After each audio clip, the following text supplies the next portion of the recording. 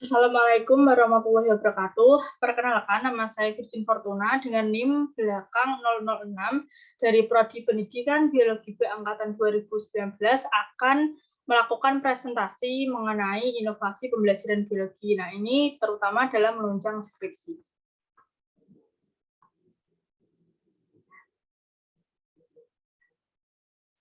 Nah, baik teman-teman, jadi KD yang saya pilih yaitu yang pertama mengenai 3.6, yaitu menganalisis hubungan antara struktur jaringan penyusun organ pada sistem sirkulasi dalam kaitannya dengan bioproses dan gangguan fungsi yang dapat terjadi pada sistem sirkulasi manusia. Kemudian 4.6-nya menyajikan karya tulis tentang kelainan pada struktur dan fungsi darah, jantung, pembuluh darah yang menyebabkan gangguan sistem sirkulasi manusia serta kaitannya dengan teknologi melalui studi literatur. Tujuan dari KD ini yang pertama, peserta didik dapat menganalisis hubungan antara struktur jaringan penyusun organ pada sistem sirkulasi terkait dengan bioproses dan gangguan fungsi yang dapat terjadi pada sistem sirkulasi manusia serta kaitannya dengan teknologi dan melalui studi literatur.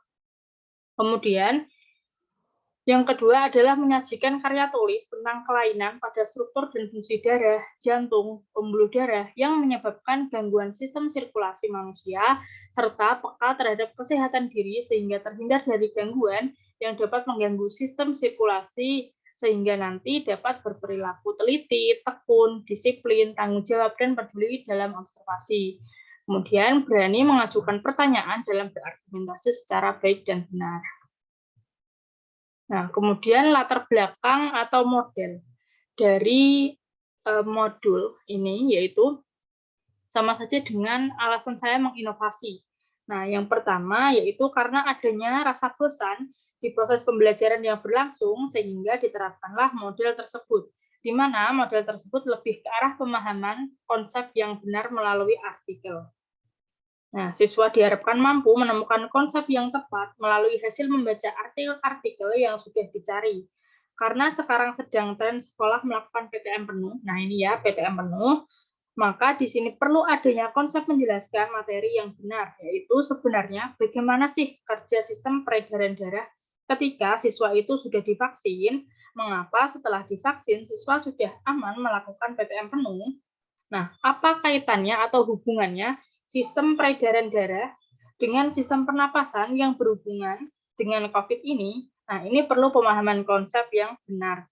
Karena dari beberapa artikel itu menyebutkan jika sebenarnya yang berperan penting dalam kaitannya COVID adalah sistem peredaran darah, ya, bukan sistem pernapasan. Nah, ini perlu dikaji lebih ulang. Nah, kemudian nanti produknya yaitu berupa modul berbentuk flipbook. Selanjutnya adalah kekurangan dari DSLM. Nah, yang pertama adalah guru itu menyajikan sebuah cerita. Kedua, guru merancang kegiatan yang akan dilakukan untuk mengatasi miskonsepsi pada peserta didik. Nah, di sini terlihat bahwa yang lebih aktif yaitu adalah guru. Nah, sedangkan siswa di sini kurang aktif atau maksudnya adalah pasif. Nah, maka dibutuhkan adanya orientasi atau berbasis dengan MRL, yaitu multiple representasi learning. Nah, ini adalah kelebihan dari MRL ini. Yang pertama, multi representasi mampu memperjelas fungsi dari belajar dan dapat memvisualisasikan hal sebenarnya. Yang kedua, multi representasi berarti menyatakan suatu konsep melalui beberapa cara dan bentuk. Yang ketiga, multi representasi memiliki 3 fungsi utama, yaitu sebagai pelengkap, pembatas, dan pembangun pemahaman yang lebih mendalam. Yang keempat, multi representasi merupakan alternatif aktivitas dalam DSLM yang mampu mempercepat terjadinya perubahan konsep. Nah, di sini setidaknya ada 5 alasan penting mengapa multi representasi sangat baik untuk digunakan dalam pembelajaran biologi. Yang pertama, adanya pembelajaran multi representasi itu membantu pembelajar yang memiliki latar belakang kecerdasan yang berbeda. Karena representasi yang dibuat berbeda-beda memberikan kesempatan belajar yang optimal bagi setiap jenis kecerdasan. Yang kedua, kuantitas dan konsep yang bersifat fisik seringkali dapat divisualisasikan dan dipahami lebih baik dengan menggunakan representasi. Kemudian yang ketiga, membantu mengkonstruksikan representasi lain yang lebih abstrak. Yang keempat, penalaran kualitatif seringkali terbantu dengan menggunakan representasi konkret. Yang kelima, representasi matematik yang abstrak dapat digunakan untuk penalaran kuantitatif, di mana representasi matematik dapat digunakan untuk mencari jawaban kuantitatif terhadap soal. Kemudian di sini ada variabel-variabelnya. Nah, variabelnya ini yang pertama adalah variabel bebas, yaitu pembelajaran DSLM berorientasi MRL, atau di sini itu maksudnya investigation, ya, based multiple representasi learning. Ya. Jadi nanti menginvestigasi. Kemudian variabel terikatnya peningkatan pemahaman konsep sistem peredaran darah kelas 11 SMA Mayong. Kemudian variabel kontrolnya yaitu siswa kelas 11 IPA dan materi sistem peredaran darah. Kemudian di sini ada sintaks dari DSLM. Yang pertama adalah perumusan konsep ilmiah, yang kedua menganalisis miskonsepsi siswa, yang ketiga menganalisis gambaran pemahaman siswa yang lemah, yang keempat mendesain pembelajaran, yang kelima melaksanakan pembelajaran dan menghadapkan siswa pada situasi yang baru. Kemudian sintaks MRL, yaitu orientasi fenomena, investigasi ilmiah, multirepresentasi, aplikasi pemecahan masalah, dan evaluasi proses, serta hasil pemecahan masalahnya. Nah, kemudian di sini hasil sintaks yang saya simpulkan dari kedua sintaks tadi, ya, dari sintaks DSLM dan sintaks MRL, itu dihasilkan sintaks seperti yang pertama, ada orientasi konsep, kedua investigasi miskonsepsi, yang ketiga menganalisis multirepresentasi, yang keempat mendesain pemecahan masalah, dan yang kelima melaksanakan pembelajaran dan evaluasi. Nah, yang pertama mengenai orientasi konsep. Nah, nanti menyajikan contoh fenomena atau peristiwa biologi. Kemudian yang kedua, membimbing siswa dalam mengidentifikasi konsep biologi pada fenomena atau peristiwa biologi yang disajikan. Yang ketiga, meminta siswa untuk menyajikan konsep biologi yang telah diidentifikasi dengan multi representasi. Kemudian yang terakhir, menyampaikan tujuan pembelajaran. Kemudian pada sintaks kedua, yaitu investigasi miskonsepsi. Yang pertama, yaitu menginformasikan kebutuhan investigasi, yang kedua membimbing siswa untuk merancang dan melaksanakan konsep yang telah dibuat sebelumnya.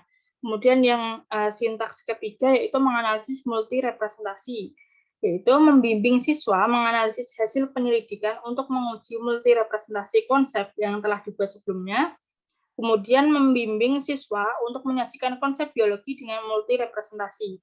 Kemudian sintaks keempat adalah mendesain pemecahan masalah. Nah, di sini nanti memberikan masalah terkait konsep yang telah direpresentasikan, kemudian membimbing siswa dalam pemecahan masalah dengan multi representasi. Nah, kemudian sintaks yang terakhir ini yaitu membimbing siswa untuk mengkomunikasikan hasil pemecahan masalah dengan multi representasi. Nah, jadi dari hasil sintaks kelima ini, rencananya nanti saya mau masukkan ke dalam modul yang berbasis flipbook. Nah, modulnya nanti juga insya Allah disusun dengan ringkas saja. Nah, ini ada contoh modulnya. Ini modul dari artikel yang saya baca, ya, contohnya. Yaitu ada cover, ya. Yang pertama cover, yang kedua ada daftar isi, kemudian ada glosarium, peta konsep dalam pembelajarannya sistem peredaran darah. Kemudian nanti ada pendahuluan dan kegiatan pembelajaran. Kegiatan pembelajarannya nanti sekitar 2 atau 3 kegiatan pembelajaran. Nah, pendahuluannya berisi tentang identitas modul, kemudian ada kompetensi dasar, kemudian ada deskripsi singkat materi, ya, yang kemudian ada petunjuk penggunaan modul, materi pembelajaran. Kemudian dalam kegiatan pembelajarannya sendiri nanti ada tujuan pembelajaran, uraian materi, rangkuman, penugasan mandiri, latihan soal, kunci jawaban dan pedoman penskoran, kemudian ada penilaian diri. Nah, yang terakhir nanti disajikan daftar pustaka. Kemudian ini hasil ketika nanti dikonvert ke flipbook. Jadi modulnya nanti dikonvert ke flipbook. Nah, seperti ini, ya. Jadi sebelum dikonvert ke flipbook nanti dijadikan PDF terlebih dahulu modulnya. Gitu. Jadi kelebihan dari Flipbook ini yaitu hasilnya itu nanti bisa dibuka-buka seperti ketika kita membuka langsung buku, gitu, bisa dibolak-balik. Nah, Flipbook seperti itu.